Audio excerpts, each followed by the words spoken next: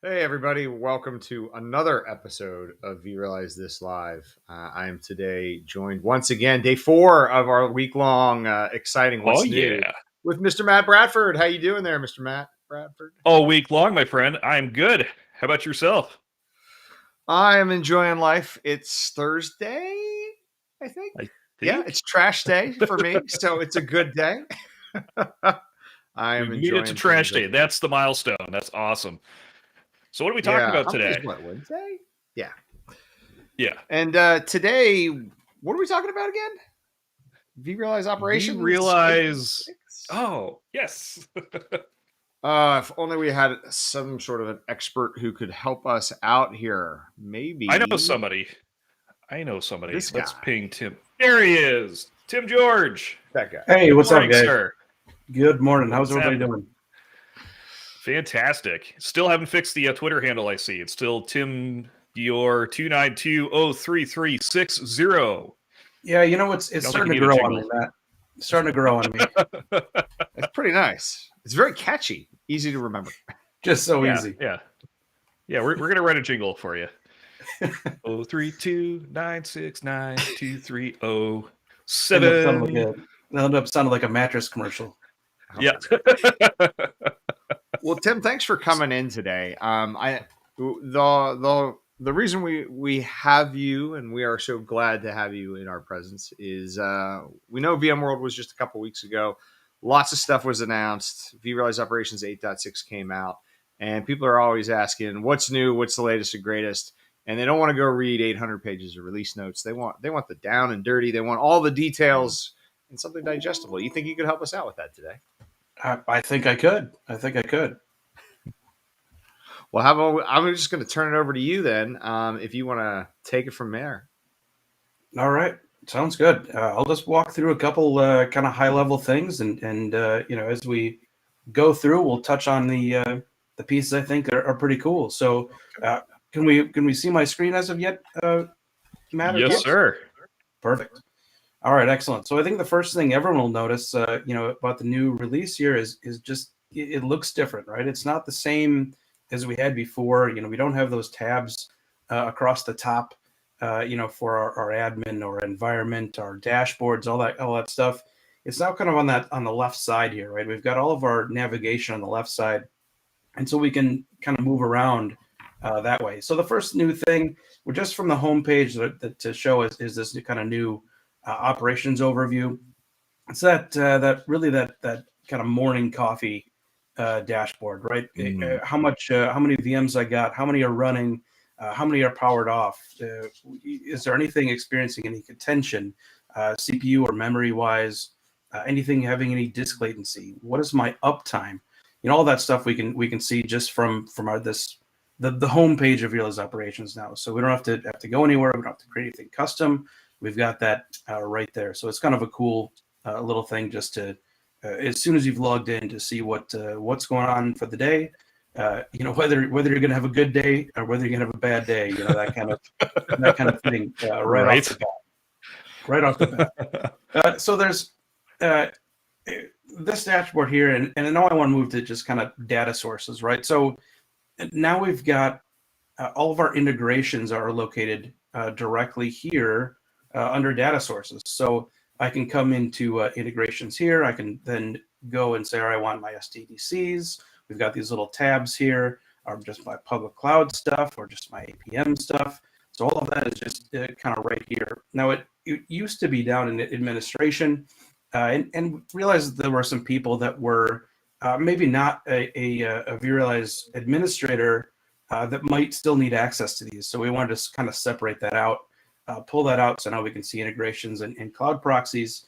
And if we wanted for just our kind of other users, we can turn this administration tab off and still have access to that integration. So I think that's a pretty cool little feature there, where it's now everyone can have access to it, or we can kind of separate the two out a little bit.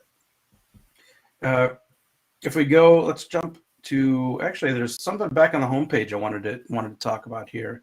Have you guys seen? Not sure if you've seen it as of yet, but the sustainability dashboards, they're pretty great new feature that we've added there. So there's a bunch of dashboards here that go into green supply or clean demand, and we can go in and look at, kind of what, let's just pick one here, our carbon transparency, and kind of look at that, kind of how green we're being, as well as, how efficient we're being with any sort of our power. So we got power consumption we can look at, and really look at all of our clusters there, find out if we're being, green with our power supply or our power consumption across all of our clusters, and really kind of look through. And it looks like our right now our geos aren't. We don't have a whole lot on the geos, but you could kind of see, well, where's the most green we are now, and it, kind of work towards being more green on that. So I think it's pretty cool as far as that is concerned. Let me jump back into those.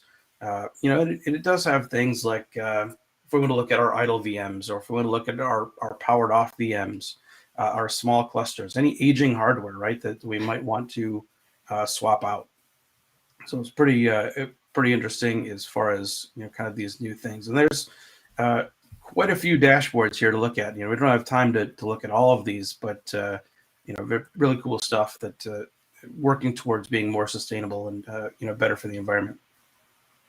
Yeah, absolutely. It's not easy being green, but it is easier with vRealize operations. And yeah, I mean, just, trying to be a lot more optimized too, right? There's obviously the financial side of things too, but yeah, all about reducing your carbon footprint and cleaning up the environment. I love this. These are my favorite. You've got it. You've got it. Do you have any favorite dashboards? I do like the carbon transparency. This CO2 emissions dashboard is pretty cool. Now that you're asking about favorite dashboards, and that brings me to the next point I want to talk about, which is, let's just say we do like this this carbon efficiency dashboard we're looking at now, right? It's going to go through and let us know our power savings, that kind of thing. Well, what if I want to see that more often? I don't want to necessarily go to the home page and go to the sustainability landing page and then try to find it again. We can now up here at the very top, there's this star. We can favorite that this dashboard, and now we've got it under our favorites over here on the left. So we've got our dashboards we can now favorite, and I've got cloud management assessment here, and now we've got our carbon efficiency. So we can favorite these, and these will always be right here on the left. Our favorites will always be right there. We can also do under recents, we can also pin dashboards as well. So if I wanted to pin a certain dashboard, we can kind of pin that. Then it'll show to the top of our recents dashboards. But if there's something that you have that you want to see all the time, or a set of dashboards you want to really have available all the time, you can always use that favorite, and it'll just kind of it'll pin right to the top. Very cool. Excellent. The other thing next thing, I guess, is want to show off. There's some new stuff that we've kind of done around capacity and capacity shortfalls or capacity reclamation. It just kind of, number one, just the way it looks. Now we have all of our data centers here across the top. We can kind of scroll through all of our data centers and see, what is going on with the capacity in all these data centers. So we scroll through, and we can look then, how long do we have before this runs out? And in this case, we're looking at 0 days on our memory demand. It's probably not great. Something we might want to check into on this data center, but something we can do there. Yeah, go ahead, Matt. Was that something you were going to say? I just said noted. We will check out the U.S. data center here and buy some more hosts. Data center not looking great. Although maybe we want to not look None of great. these Who knows? look great. Now, if I use a certain data centers, like if I click on this particular data center, we also see we've added over on the right here the ability to see any of our HCI meshes on vSAN. So that's pretty cool. This one is actually eligible, but it's not set up at the moment. So we could set up this for vSAN HCI Mesh if we wanted to go set it up in vSAN, which is basically a way we can share our storage across multiple remote or local data stores, and kind of use a specifically mounted remote data store to kind of share that storage amongst some other data stores. So if we wanted to set that up, we'd be able to see that here. We could see, all of our remote data stores, or all the local data stores that are using storage from our remote one. So kind of cool. And we could always, go and look at, see how we could optimize this further. If I click on reclamation, it's the same kind of setup where we've got all our data centers. So we've got this reclaim, and now we then see, what we can actually reclaim from these data centers. So kind of cool. We can also, if we're looking at, jump back to capacity here, we're looking at here at the moment what our projections are, and this is in this particular data center we're looking at not a whole lot of movement going on here. It's not projected to really change a whole lot, but if we did see some sort of a steep trajectory, and maybe we had a bunch of VMs or a bunch of data stores or something, we spun up all at once and then we're going to be done. That was the end of it. If it was a pretty hard spike or something like that because we just deployed a bunch of stuff in our environment, and then we're set, we can now kind of reset that, so that we can reset that capacity, so that vRealize operations doesn't think we're going to be spinning up these all the time, forever, kind of in thing. perpetuity. Yeah, yeah, exactly. Yeah. So it will reset, and then you can revert it back as well. If you say, well, maybe I wasn't actually done spinning stuff up, you can revert it back to what it was before, and then get more of a realistic kind of projection on your capacity. So pretty cool little feature that's now there. Now it'll also give us in certain spots will give us if we have any sort of a shortfall as well, meaning if our capacity is going to be running out, or if it's already run out potentially, it'll give us that shortfall and kind of show the number of virtual machines that might be over provisioned, so we can kind of look and see what our capacity shortfalls are too. So another kind of a cool feature. Yep, very cool. Next thing, if we go and look under plan, I want to show this this kind of a new spot here as far as under planning. We have all of our kind of our costing, all of our total cost of ownership, potential savings. That's now kind of on one spot, right? So now we have got all of our on-prem stuff here, so we can see our total cost of ownership. We can look down at potential savings, any realized savings that we've had, and then links to any of the other kind of dashboards that we have here. And we can go back and forth then between our different clouds here up at the top. So we can go, all right, let's see what our VMC or our VMware Cloud and AWS. Let's see what that looks like. We can move to our Azure VMware Solution or AVS. We've also got all of our public clouds. So if we click on anything over here, we've got AWS, we've got Azure, we've got GCP, and so we can see all of that directly.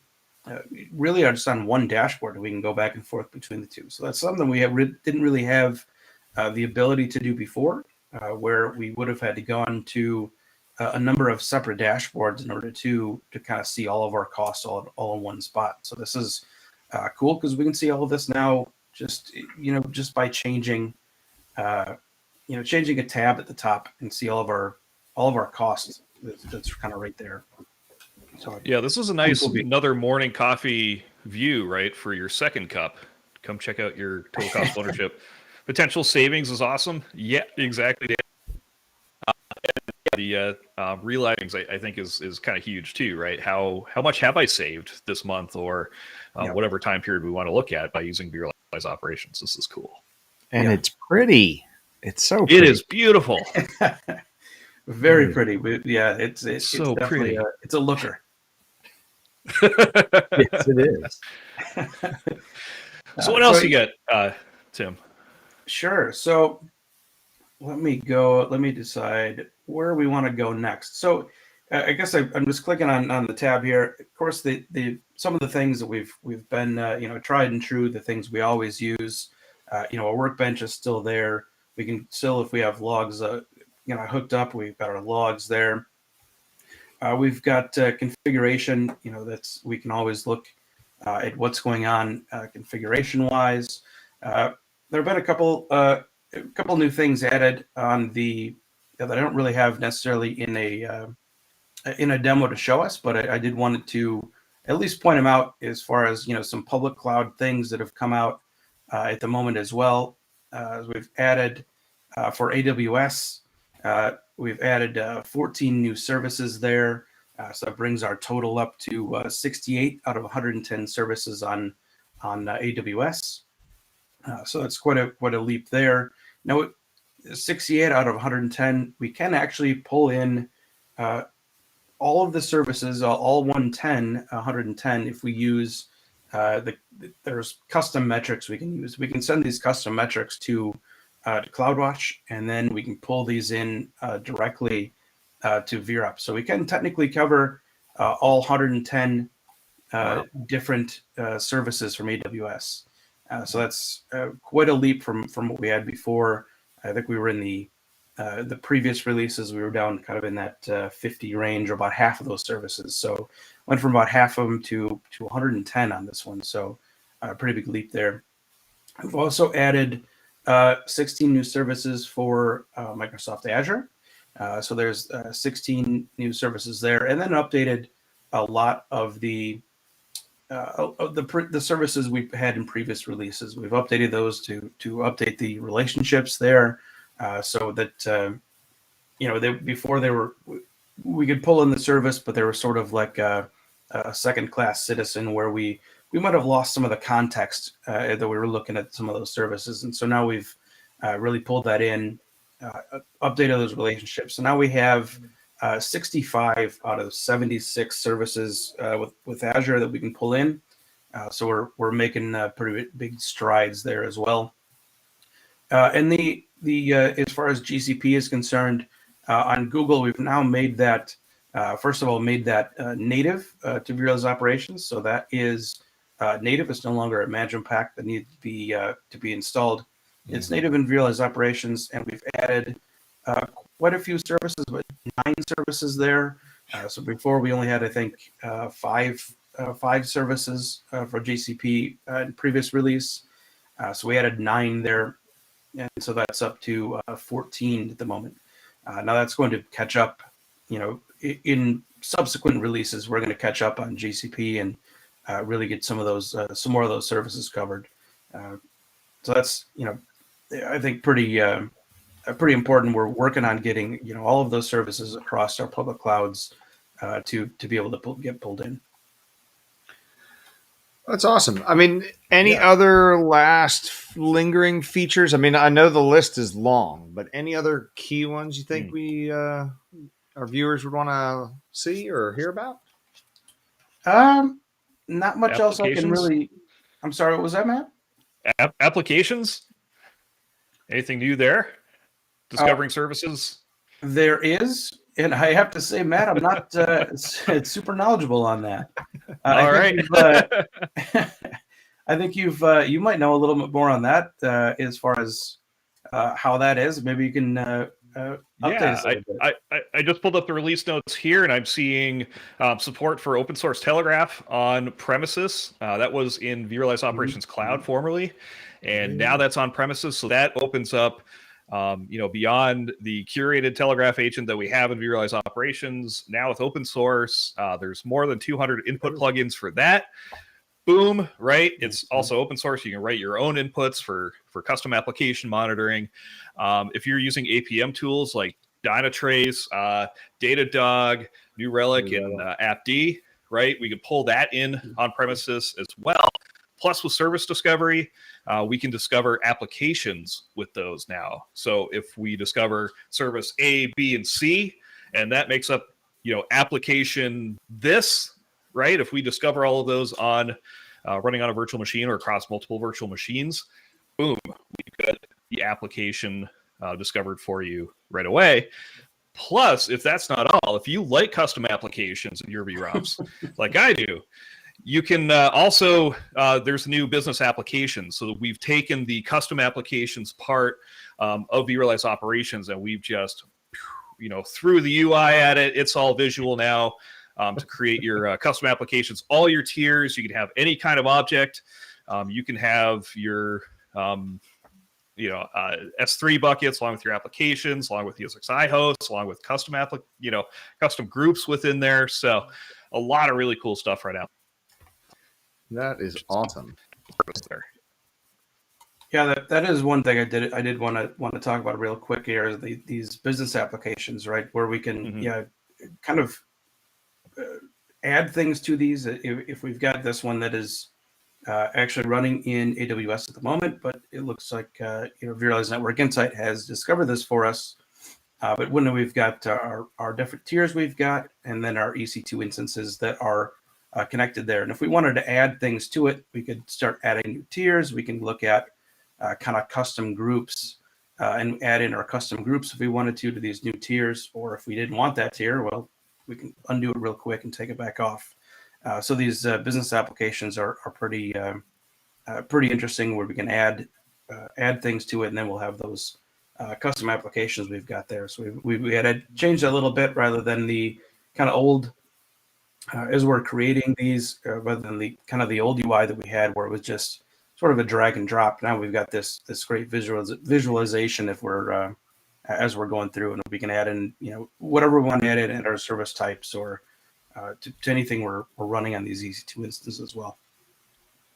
So pretty cool stuff. It's very cool. And I mean, just by adding custom groups here, now it becomes completely dynamic too, right? So you can do that based on name. There's also regular expressions for custom groups now too.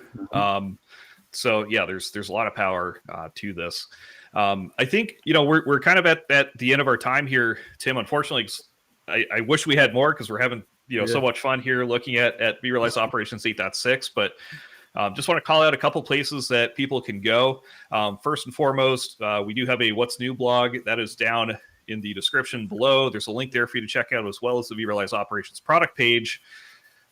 There's also pathfinder.vmware.com. There's also the vRealize Operations product page, and now there's Pathfinder for you to check out. Pathfinder.vmware.com, where you can go to get demonstrations, videos, blogs, all the details you want from level 100 to level 400 for all the features in vRealize Operations, as well as Log Insight, Network Insight, automation, right? All of the VMware products are up there in Pathfinder, so do check that out. Well, great. Thanks again, Matt, for coming and being my co-host and letting me be your co-host. And Tim, it's always a pleasure to talk to you, my friend. So don't be a stranger. We hope to have you back soon. But with that, I hope everyone has a fantastic day. Yeah, thanks for having me, guys. You bet. All right. Thanks, everybody. Cheers.